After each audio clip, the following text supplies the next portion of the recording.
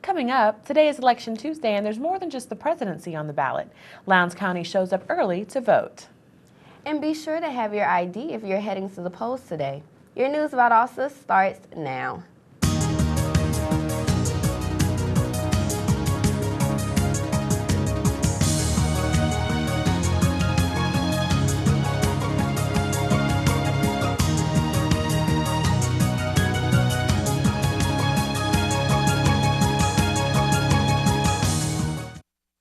Welcome to News Valdosta. I'm Naya Erb. And I'm Tiffany Tavares. Today is Election Day 2012 and voters across the country are coming out to cast their ballots. Here in Valdosta, voter turnout is in full swing. Lowndes County voters have filled the Board of Elections office during the past few weeks to join an early voting process. News Valdosta's KJ Copeland has more. Over 22,000 voters have voted early in Lowndes County, making it the highest number of early voters in the history of the county. While early voting lasted for 45 days during the election of 2008, it surprisingly lasted for only 16 days during this election, as many citizens are absorbed by the excitement in this year's race. It means a whole lot, especially as far as us coming in and voting and stuff, because, you know, we have a voice. So, I mean, it makes a whole difference, you know, and all that. So it's kind of big. Many local candidates have presented their positions and campaigned around the area. In addition to a political forum held a couple of weeks ago at Serenity Church, many candidates have been very active in campaigning for voters. Overall, the local community is pleased with the turnout and the great excitement in this highly anticipated race. We've seen a lot. We have a large percentage of our community coming out here. I think the community's really responding well to the voting this year. I think the early voting is really nice. It gives everybody an opportunity to come vote when they want to, you know, in the days ahead of the main election. To me, it's a positive thing for those that they want to vote for. Many citizens have crowded the Lowndes County Board of Elections to vote in this upcoming election. Voting ends on November 6th at 7 o'clock p.m. With News Valdosta, I'm KJ Copeland.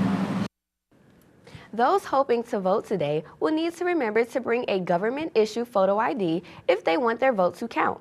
Despite the controversy against such voter ID laws across the nation, Georgia's voter ID law has been upheld and is in current effect today. To vote, citizens must bring a government-issued ID to their polling location. A Georgia-issued driver's license is suggested and will be accepted even if it is expired. But poll workers will accept other options as well, including a valid U.S. passport, military ID, or any other form of valid identification issued by the state or federal government.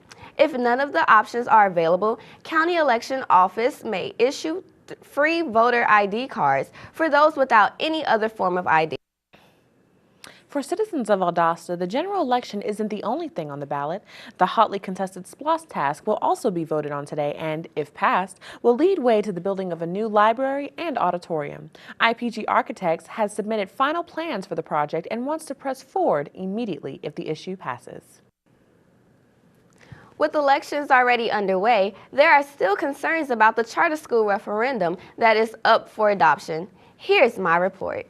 Now that the election is right around the corner, many public officials express their concerns with the possibilities of the Charter School Referendum being passed. I feel it'll have a damaging effect simply from the financial standpoint. Once again, we won't be receiving as much money.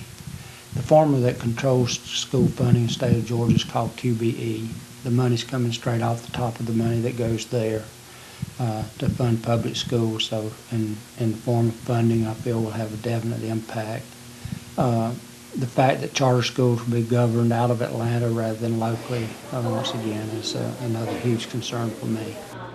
Many public officials, such as Dr. Dan Altman, the principal of J.L. Newbern Middle School, believes that the Charter School Referendum will have a huge impact on public school education. I think it would damage public school education. I think if you have a commission of people that are located in the city of Atlanta, these people aren't accountable to the voters here locally in South Georgia and Valdosta in particular. Whereas as it is now, We have a local board of education that is accountable to the voters of the city. And they are accountable for what happens in the schools. And if there is a problem or there's some discussion that needs to be had, these people are available to the public. They're available to their constituency. And you're not going to have that with the Charter School Amendment if it's passed. If the amendment is passed, it could possibly take away local control from voters and the school boards they elect, and could possibly take available money for traditional public schools that educate the majority of students. Coming up, 3 girls in Douglas County have a major scare. We have an update on a recent assault. And Lowndes County raises $70,000 to fight heart disease. Stay with us. In 1977, in Johannesburg, South Africa, an 8-year-old boy picked up the game of golf from his father. By the age of 9, he was already outplaying him. The odds of this gentle lad winning the Junior World Golf Championships at the age of 14, 1 in 16 million. The odds of that same boy then making it to the US and European Pro Golf Tours, 1 in 7 million. The odds of the Big Easy winning the Open Championship once and the US Open Championship twice, 1 in 780 million. The odds of this professional golfer having a child diagnosed with autism, 1 in 110. Ernie Els encourages you to learn the signs of autism at autismspeaks.org. Early diagnosis can make a lifetime of difference.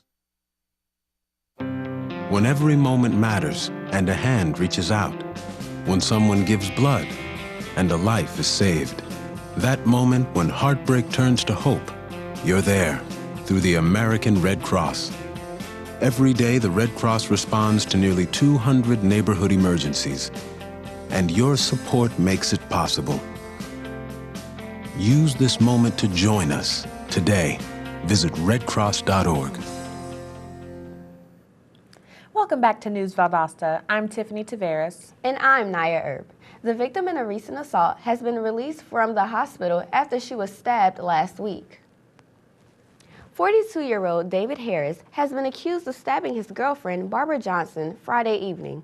Valdosta police say that if a bystander hadn't been present and intervened in the attack, Johnson may have been killed. According to Valdosta Police Commander Brian Childress, the attack occurred in a home that neither of the suspects lived in. Police say Johnson was visiting the residence when Harris allegedly arrived with a weapon. After the attack, police say Harris fled, but that they found him Saturday. They say he confessed to the stabbing and has been charged with aggravated assault. He remains in Lowndes County Jail. 3 juvenile girls were hurt early today while walking on a road in Douglas County. At about 1:30 this morning, the girls reportedly were hit by a reckless driver. The Georgia State Patrol did not release personal information about the girls, but said they were all juveniles. All 3 girls needed some form of care, with one of them in serious condition. The driver, Crystal Marshall, was arrested and charged with 5 different counts. Last Saturday, more than 100 people came out to support the 2012 Lowndes Heart Walk at McKee Park. Heart Walk Chairman Tim Jones said the event raised $70,000 to fight heart disease. Here's more. Hundreds of people from around the area gathered together on Sunday for the annual Heart Walk, hosted by the American Heart Association. The walk is geared toward raising awareness for heart disease, which many Americans do not know is the #1 killer in America. One reason that the Heart Walk is special to me is because of my daughter here, Jory, who was born with congenital heart disease, hypoplastic left heart syndrome, had 3 open heart surgeries, had a stroke after her 3rd open heart surgery.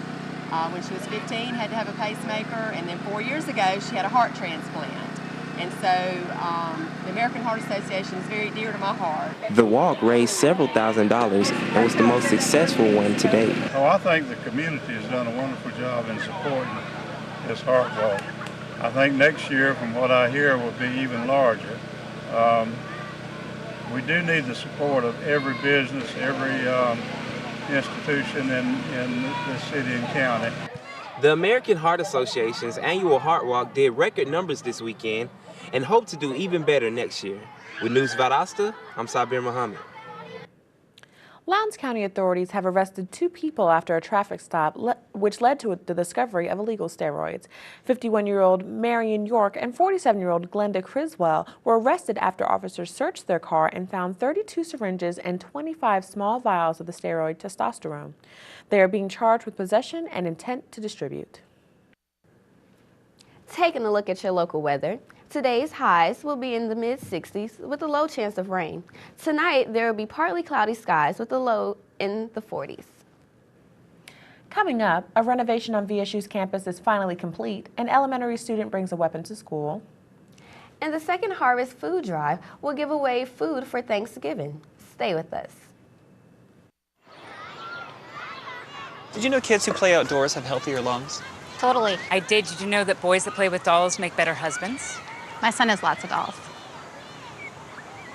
But did you know terry cloth diapers breathe better? I did. It's totally true. Oh, yeah. Did you know that strollers have the right of way on the sidewalk? Yes. Yep, I did. Did you guys Did you know that kids who eat breakfast have higher GPAs? Yeah, I know. Okay. Yeah. That's actually what I was going to say. Did you know babies should never touch silver? It's really bad for them. I knew that. Did you guys know that statistically friendly kids have more friends? Mm-hmm.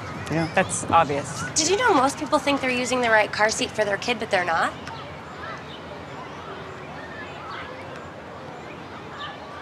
Parents who really know it all know for sure that their child is in the right seat at the right age and size. Visit safercar.gov/the right seat to make sure your child is protected. I'm putting that on my blog. I just put it in mine.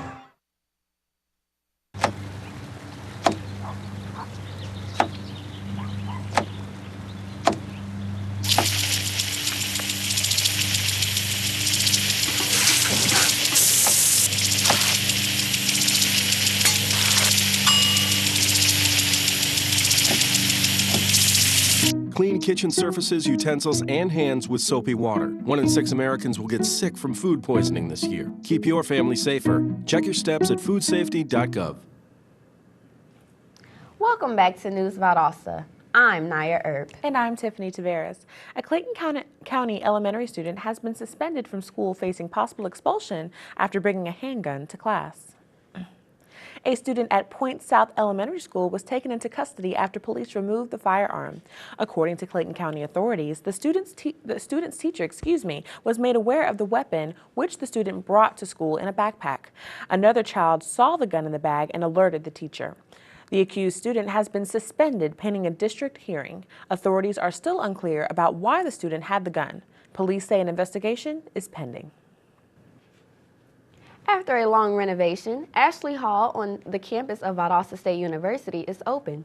Back in 1921, when it was first constructed, Ashley Hall served as a dormitory. Now it is used for the philosophy, history, and religious studies departments.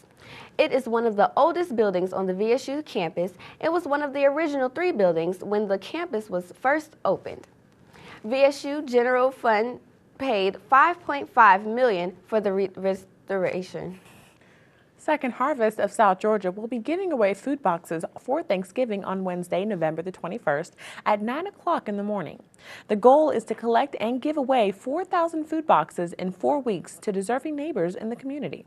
They can help by sponsoring a prepackaged box for $5 or by bringing their own food items to package for $1. A suspected cocaine dealer from Thomas County was arrested last weekend during an undercover drug bust. Agents of the Thomas County Narcotics Unit were informed that 38-year-old David Rawls was selling crack cocaine out of his white vehicle on North Stevens Street in Thomasville. After agents thought the information was credible, the undercover officer allegedly purchased the drug from Rawls. After the exchange reportedly occurred, Rawls was arrested and charged with the sale of crack cocaine. Rawls was already serving probation for the previous drug conviction. Find out who will serve as our country's next president by turning into News Valdosta tonight for live election coverage. We'll bring you live coverage from both of our studios from around town, starting tonight at 8 o'clock. Thank you for watching News Valdosta. I'm Naya Earp. And I'm Tiffany Taveras. Have a good day, and we'll see you next time.